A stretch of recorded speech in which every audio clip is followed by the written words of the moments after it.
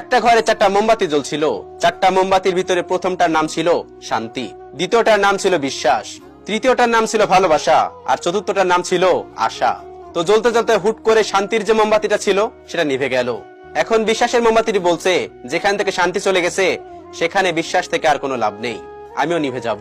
বিশ্বাস মোমবাতিটিও নিভে গেল। এখন ভালোবাসার মোমবাতিটি বলতেছিল, যেখানে শান্তি নেই, যেখানে বিশ্বাস নেই, সেখানে ভালোবাসার কোনো মূল্য নেই, আমি কেন জোরে থাকবো, আমিও নিভে যাব। 3টা মোমবাতির ভিতরে 3টা মোমবাতি নিভে গেল।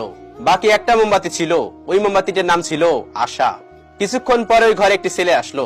ছেলে আসার পরে দেখলো তার 4টা মোমবাতির ভিতরে 3টা মোমবাতি অলরেডি নিভে গেছে। তখন সে চিন্তা করলো কি করা যায়। তখন টুপ টুপ করে জ্বলতে থাকা ওই মোমবাতিটি তাকে বলল যে, তুমি চাইলে আমাকে দিয়ে এই 3টা মোমবাতিকে আবার জ্বালিয়ে দিতে পারো। আর ওই মোমবাতিটির নাম ছিল আশা। তো ওই ছেলেটি ওই আশা নামের মোমবাতিটি দিয়ে শান্তি, বিশ্বাস ও ভালোবাসা 3টা মোমবাতি জ্বালিয়ে দিল। তো এই গল্প থেকে আমরা কি শিখলাম? জীবনে শান্তি থাকবে না, জীবনে বিশ্বাস থাকবে না, ভালোবাসাও থাকবে না, কিন্তু কখনো আশা ছাড়া যাবে না। এই আশার দৌড় অনেক দূর পর্যন্ত। এই আশা দিয়ে আপনি অনেক কিছুই করতে পারবেন। কখনো আপনি আশা ছাড়বেন না। কি হয়েছে, কি হবে আর কি হয়েছিল এগুলো কখনো চিন্তা করা যাবে না। জীবন থেকে আশা কখনো ছাড়া যাবে না।